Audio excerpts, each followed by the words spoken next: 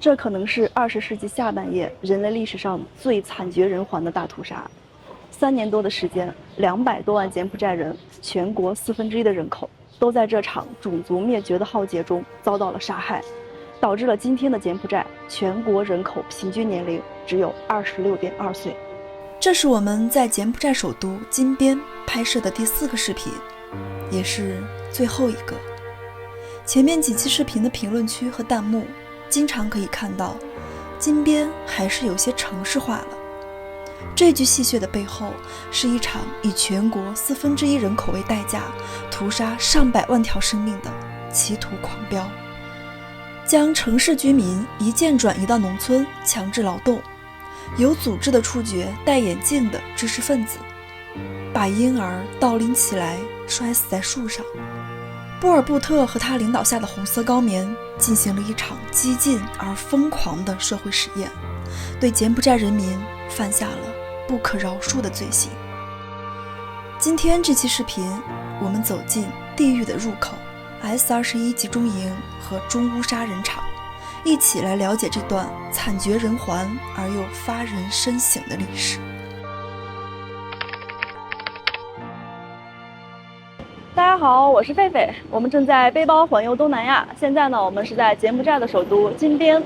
我们到金边呢已经有1个星期了，但是呢有2个地方我们始终没有鼓足勇气去参观，那就是被称为东方的奥斯维辛的 S21集中营以及中乌杀人场。即使呢我们俩就住在距离 S21仅有300多米的酒店中。柬埔寨古称高棉，吴哥古迹中珍藏的高棉的微笑，向全世界的人们展示着这个东南亚佛国的宁静与安详。然而呢，在上个世纪的70年代，也就是40多年前，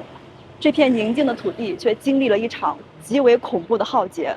那就是红色高棉大屠杀。之前的视频里呢，我们有简单的了解过柬埔寨的历史。在1953年呢，柬埔寨在西哈努克的带领下，摆脱了法国的殖民统治，建立了独立的柬埔寨王国。但是呢，1970年，朗诺发起了政变，废黜了西哈努克亲王。一直到了1975年，波尔布特领导的红色高棉才推翻了极端腐朽的朗诺政权。然而，从1975年开始的红色高棉统治时期，并没有给柬埔寨人民带来和平与宁静。由于红色高棉致力于打造农业乌托邦，他们实行了一系列残暴的政策，包括清空城市、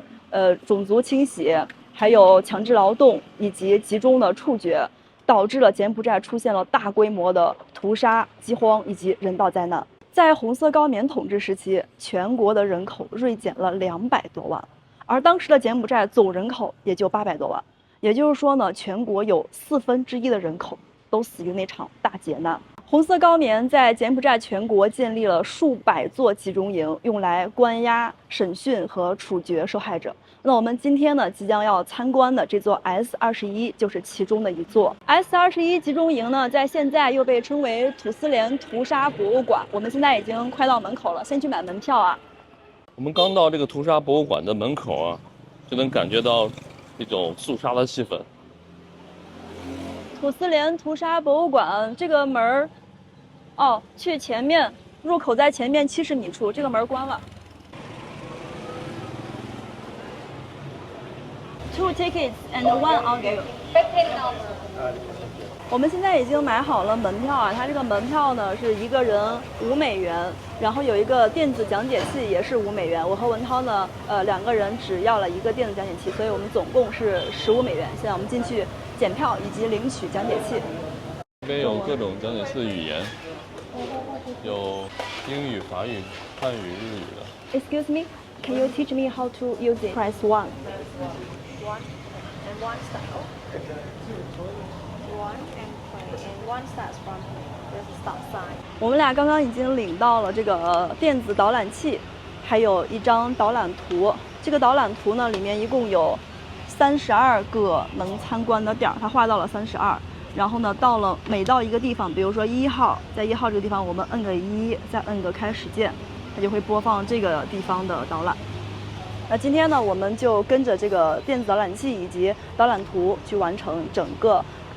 集中营的参观。欢迎来到土司连屠杀博物馆，这里也被称为 S21集中营，是红色高棉对囚犯施以酷刑的监狱遗址。那些可怕的事情发生在1975至1979年间，而所有的证据都在这里。当您离开这里后，您将恢复正常的生活，但是当年被红色高棉带来的数千人，却再无重获自由的机会。当年约有12000至2万人被带到了这个 S21集中营，最终确认只有12名幸存者。刚刚导览介绍到，我们今天要参观的 S21集中营，也就是土司连屠杀博物馆。这里曾经是一座学校，刚刚我们看到的这些建筑全都是曾经的教室、校舍这些。大家可以看一下我手里这张导览图啊，这个就是以前这个学校的一个平面图，算是，这一块呢是像操场这样的平地，然后周围有一圈这样的建筑。在这所学校呢被红色高棉征集之后呢，里面朗朗的读书声不在了，换来的都是受害者每日的受折磨声音，还有哀嚎的声音。刚刚这一段电子导览呢，就是告诉我们，当年呢波尔布特推翻了朗诺的政权之后呢，红色高棉进入了金边，但是呢，他们却对老百姓撒了一个谎言，他们谎称呢，美国的军队要来攻打他们，让百姓们从城市中撤离。因为当年红色高棉他们想打造的这个农业乌托邦，就是一个没有城市的一个地方，因为在他们概念中啊，城市是象征着私有和阶级，这是不好的，是不符合红色乌托邦的。所以呢，他们就以各种各样的谎言来骗大家离开金边。当年呢，金边大概有200多万人口，但是呢，在红色高棉进入金边之后的几天，金边成了一座空城，里面据说只剩下2万人了。我身后的这栋建筑就是 S21的 A 栋，在地图上看呢是在这里，就是我身后的这个3层的建筑物。这里呢曾经是关押着比较重要的犯人。当它以前是教学楼的时候呢，这个学生在里面上课是有风可以吹进来的，因为它有很大面积的通风口。但是呢，当这里成为监狱的时候呢，大家可以看到呢，上方的通风口已经全部被木板所挡起来了，包括教室的窗户也都被焊上了铁条，以防止里面的犯人逃跑。在1楼呢，总共是有10个房间，就是10间教室，每个房间里面的布置是差不多的，房间里面都会有一张铁床。那这个床呢，是用于给犯人行刑，甚至是用来肢解的。有一些房间里还有一张桌子，这个桌子是让犯人在里面写供词的。犯人写的供词呢，必须要符合审讯者的期待。如果你写的东西不是他们想要的，就会要求你重新写。在这个过程中，肯定是有肢体的折磨的，你会被鞭打10下或被电击5次。当被鞭打或电击的时候，绝对不可以哭。我们走进了其中的一间教室。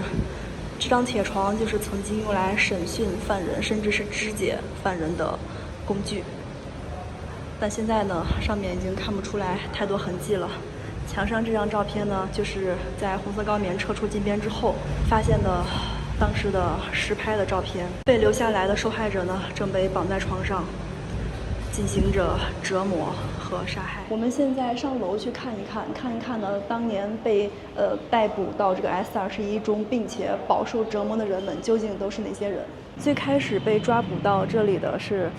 朗诺将军的支持者，生活在城市中的人，比如僧侣、技术人员、医生，还有他们的家人，里面还有学生、老师和外国人。超过150名受害者曾是这里的工作人员，但他们也因被认为是叛徒而被捕。里面还有至少89名儿童。这个大的木框架是红色高棉接管的时候就在学校操场的，学生们之前用它来练习攀爬或者做运动。在变成 S21之后，它被用作了另外一种残忍的用途。如今它被称作绞架，但他们并不是在这里执行死刑，而用于酷刑。也就是说呢，这个绞架只是在这里用来折磨人，并不是用来处决人。在这个绞架的旁边呢，有一幅画，这幅画呢是曾经的另外一位犯人他画的。然后从他画的这个角度看呢，他应该是在这栋 A 栋楼的某一个房间里，他也是在那里被关押的。有一天的晚上呢，他就从窗户往外面看，就看到了这样一幕，就是有2个行刑者哈，他们拉着一个犯人，这个犯人是被绑住了双手和双脚，并且被蒙住了双眼。这个犯人呢，刚开始是被用绳子那样子吊在这个脚架的上面，然后当这个犯人慢慢的落到地面上的时候呢，就会被行刑者把头摁进了这个装满了大便和小便的这个缸子里，弄醒之后呢，继续用绳子再吊上去，就这样一直在循环的往复。接下来我们要参观的 S21的 B 栋建筑，在这个里面呢是讲述了 S21是如何形成的，以及是哪些人在管理这个机构。左上角的这位就是红色高棉的最高领导人博尔布特，在博尔布特的下方是 S21的管理者。导览里面讲到，博尔布特对重塑社会的狂热摧毁了这个国家。这些照片是 S21里的其他工作人员，他们都非常的年轻，基本都是在10岁到20岁之间的这个阶段。这些人，年轻人既狂热又偏执，也是造成了这场灾难。这个柜子里就是当年被抓进 S21集中营的犯人们，他们身上穿的衣服。当时所有的犯人进入集中营的时候，都会被要求脱掉身上穿的全部衣服，因为呢，管理者认为这是摧毁一个人的基本的脸面和最后的尊严。这些人都是被逮捕进 S21集中营的人，他们在进来之后呢，就没有自己的名字了，而是以这样子的号码牌去代替。作为人的尊严是一次又一次的被剥夺。这些照片都是被 S21逮捕的各行各业的人。左边这里呢是一家8口，上面的2位爸爸妈妈他们是一对工程师，那下面的这6个小朋友是他们的孩子，他们全家都被抓捕进了 S21，遭受了非人的折磨之后，全家都被杀害掉了。因为当时的 S21呢，他们是信奉斩草要除根的，以确保在后面不会有其他的家人对他们采取报复。这是一位医学博士，他也是在 S21中惨遭杀害。然后这里也是其他的受害者，各行各业的人都有，艺术家、教师、医生，全是受害者的照片。我们现在已经从 B 栋中走出来了，这个里面啊史料是非常多的，因为在当时呢，红色高棉是坚持着斩草除根不留痕，宁可错杀不可放过，所以呢里面是很多人啊，他的家庭整个都被杀完了。那按照当时呢，如果说是死掉了200万人口，而柬埔寨是有800万人口来看的话，其实平均到每一个家庭都会有人死掉。也就是说呢，你身边平均每4个人就有1个人死于这场屠杀。我们现在已经来到了 C 栋建筑的前面，大家可以看到呢，整个的这个楼啊，它也是3层，整个楼都是被铁丝网给罩住的。但是呢，这些铁丝网并不是为了防止犯人们逃跑，而是担心他们会跳楼。因为呢，在 S21的管理者的眼里哈，这里的犯人是可以被杀掉、被处决掉，但是绝对不允许自杀发生。而在当时呢，关押在这里的犯人，他们长期受到这种非人的折磨，很多人是忍受不了的。比如说在审讯的时候，会用这个笔去扎喉咙和之类的去自杀。所以呢，当时呢，把这3层楼哈，整个都是拿铁丝网罩起来了，因为之前这个位置是发生过有人跳楼自杀的。那为了防止这种事情再发生呢，这里是做了这样的一些防护的措施。实际上呢，就跟我们在 B 栋建筑里看的一样啊，犯人们在刚刚进入 S21的时候，他们身上所有穿的衣服还有随身带的东西全部会被收走，就是为了保证他们不去做这个自杀的这个行为。这栋的建筑呢，也是由教室改造的牢房，每一间牢房里面呢都是用这种砖砌成的小小的隔离室。这些砖呢又不够稳固，所以呢又用这样子的钢条去进行加固。1层大概有5、6个房间，都是这样子，里面分成了一小间一小间。1层的所有教室的界墙都被打通了，以方便卫兵在走道来回进行巡逻。可以站在这个位置，一眼望穿其他的几间教室。这些牢房都是有编号的，我们现在站的这个位置呢，就是1号大牢房。这个里面又可以分成很多间小的，这个墙是有编号的。现在我们面前的是1、2、3、4、5、6，1、2、3、4、5，然后从这个位置开始是6号、7号、8号、9号，然后到10号和11号。我们随便走进其中的一间去看看啊。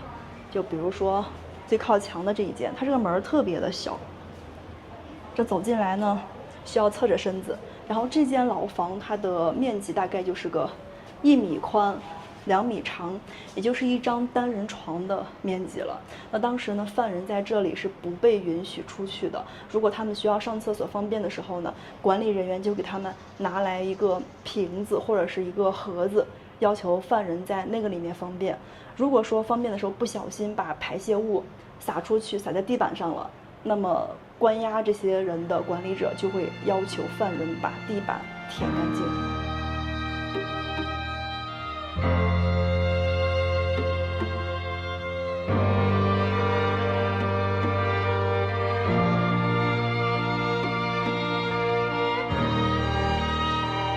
C 栋建筑的隔壁呢，就是 D 栋。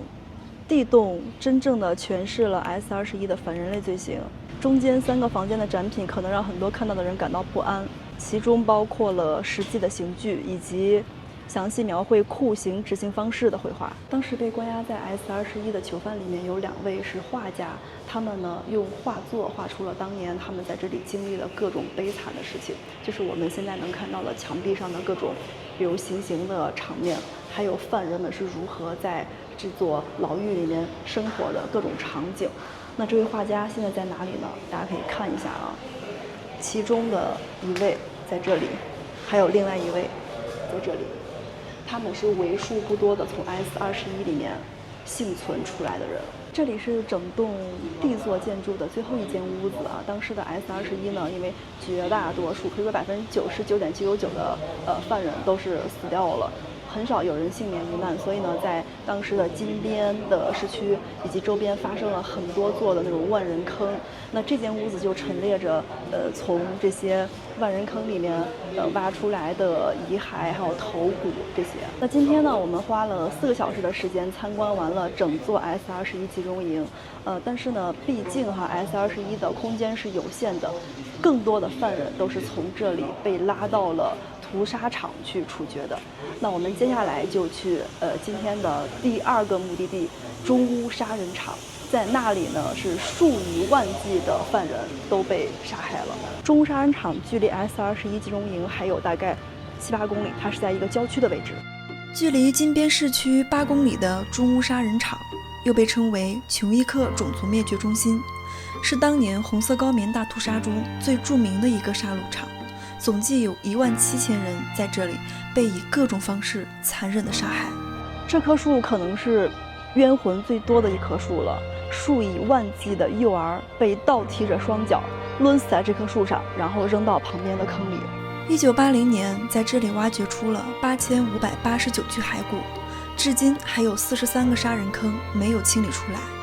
40多年过去了，每次下雨，泥土里都会有新的人类骸骨被大雨冲刷出来，池塘里也时常有新的破布和人骨浮出水面。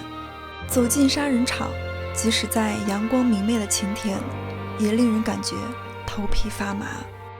我们现在已经来到了中乌杀人场的门口了。刚刚我们有说过因为 S21的那个地方呢，空间实在是有限，所以在后期有大量的犯人是被拉到了郊区进行处决的。那中乌杀人场就是其中的一个。在柬埔寨全国在红色高棉统治时期，这样子的屠杀场大概有300多个。刚才我们打了一个突突车从 S21过来，将近10公里，开了差不多30多分钟。这个车费用了$5，因为真的特别的远。那我们现在已经到门口，先去买门票吧。我们刚刚已经买好了门票了，跟土司连屠杀博物馆一样，这里也是分为门票和这个电子导览器的费用的。门票是一个人$3，电子导览器呢也是$3，所以呢，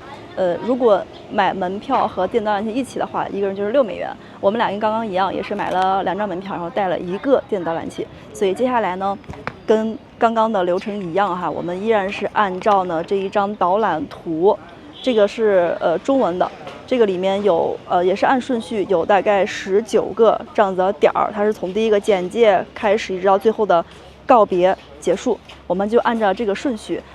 我也是一边的听着这个电子导览，然后一边跟大家介绍这个地方。刚刚电子导览器里面的一段话让我觉得特别沉重，他说呢，这个位置是我们今天参观的起点，但却是在这里遇害的人们人生中的终点。这个位置其实是一个卡车站的一个牌儿，因为我们现在所站的这个中乌杀人场，它曾经呢就在70几年的时候，这里原本是一个卡车站，但是呢，因为 S21呢关押的犯人在那个地方处决不了太多了，所以呢基本上就运到这儿来了。这个牌上说了哈，说这个地方的遇害者都是来自于土司连，也就是 S21。当时在 S21中的犯人们接到了通知，说要转移到一个新的地方去，然后很多呢犯人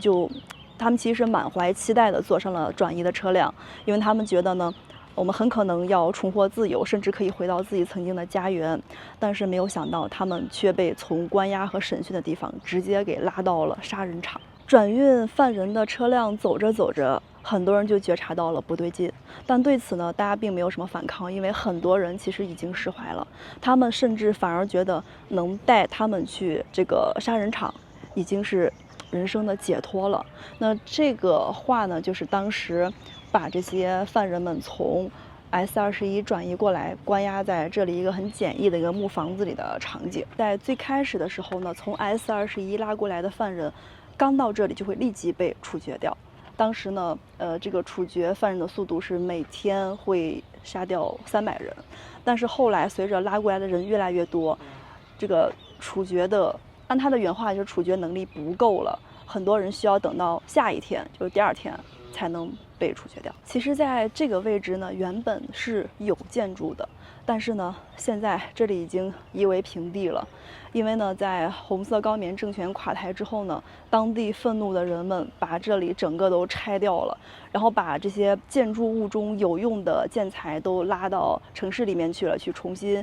修建金边城市。那这个地方呢，基本上留下来的除了一大片草地之外呢，就是这样子的牌子，上面有图片和文字。然后再配合着我们的电子导览器，我们基本上就是面对着一大片空地，在静静的聆听那段历史。这个亭子呢，叫做前华人祭祀亭，因为当时呢，红色高棉统治期间呢，他们实行了很大范围的种族灭绝政策。当时在柬埔寨全国是生活着差不多有42、43万的华人的。在这个过程中有21万多，就已经达到一半了，一半华人被杀掉，然后在这里生活的差不多2万越南人也是全部被杀掉了。这是曾经的化学剂仓库，就是这个木房子里面放的全是各种化学药品。这个牌上呢也介绍了，这些化学药品呢在当时是有2个作用的。第一个呢，就是为了掩盖这些遇难者的遗体可能会散发出来的气味。那另一种呢，目的就是防止有些人没有被彻底的杀死，他们会把这个毒药，比如像敌敌畏这种，倒在这些人的尸体上，防止他们没有完全死。这个图介绍的就是说这个地方啊是以前这些刑具的存放地点，然后这个刑具的存放室呢是一个木头做的，然后顶是个铁顶，大概就这样子。然后这些刑具是在1979年丢失掉了，或者说是被一些人偷了，或者说是被销毁了。然后这个点儿呢，这个地方是一个集体墓穴。对，我刚听电子导览说呢，这个地方当时被发现的时候呢，里面一共是埋了450位受害者，就在这里。这么小的地方，就堆堆叠叠的，他们挖的比较深，当时。对，真的可以算万人坑了。这些坑呢，在那个时候都是用来埋死人的。在我们走的这个栈道围起来这一圈儿，应该都有40-50个了，很多。这片池塘里，在湖里面还有40个未经挖掘的墓穴，它们大多数是在湖的这个水的最底部，一直都没有挖过。不过呢，有时候会有这些受害者的衣服会飘出来，飘在水面上，然后这个地方的现在的管理人员会把这些衣服都捡起来，放在这里。我们可以看到这里面这些衣服其实都不能称之为衣服了，就是碎布了，但是依然可以看出来哈，通过一些花色可以分辨，里面有很多都是小朋友的衣服，小孩子的衣服。除了衣服之外呢，从这个池塘边哈，也经常可以捡到以前遇难者的牙齿，还有一些残骨。然后牙齿呢，有个别的也是会放到这个里面。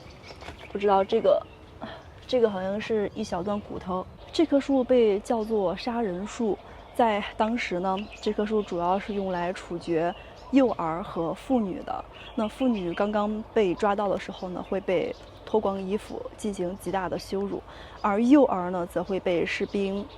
倒提着双脚，然后这样子去把他们抡死在这棵树干上，之后再把尸体扔进旁边的这个坑里面。那当时呢，这棵树被发现的时候，在树干上面还残留着遇难者的血液、脑浆以及碎掉的骨骼。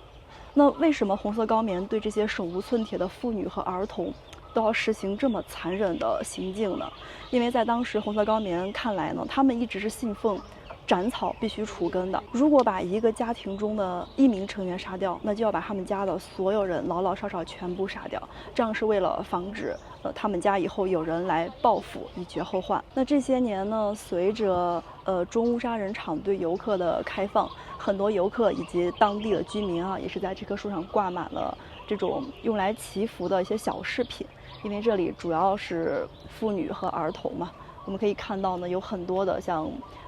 扎头发的头绳、披巾，还有这个手链，以及一对天使的小翅膀。这个玻璃柜里放的就是遇害者的牙齿，还有骸骨。上面的有一个塑料桶是敞开的，里面也是牙齿和骸骨。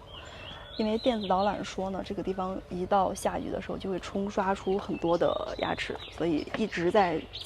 捡起一颗就往里面放一颗。这2棵树呢叫做光廊树。光廊树在柬埔寨的用途特别多，可以拿来酿酒，也可以拿来做甜味剂。但是在中乌沙人场这里，它却被用来做刑具。在光廊树上呢，是有很多突出去很尖的这个树干的，像这棵大树啊，到上面中部那个位置是能看到一点了。那农民呢，一般会拿这种特别尖锐的这种树干拿去杀鸡、割鸡的喉咙，但是在中乌沙人场，这些跟小刀一样锋利的树干却被拿来割人的喉咙。这棵稍微小一点的树，大家可以看一下，可以看到啊，这个小的光廊树，它的树干是非常锋利的，像这种，就跟小刀是一模一样的。那在当时呢，处决犯人的时候啊，红色高棉他们认为用子弹去处决犯人是一种浪费，他们觉得犯人不配，所以呢，他们就拿这种光廊树上面的跟小匕首一样特别锋利的这个去给犯人，就处决犯人的时候用来割喉。中乌沙人场除了光廊树，还有菩提树。尽管菩提树被称为魔法树，却没有任何奇迹在这里出现。所谓魔法，是指声音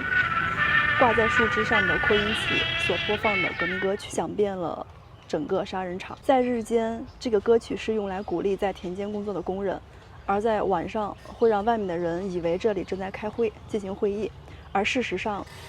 音乐把被谋杀的人所发出的惨叫声淹没。音乐和燃油发动机的声音混在一起，所产生的声音一定是非常刺耳以及令人难以接受的，而这些是受害者在人世间最后听到的声音了。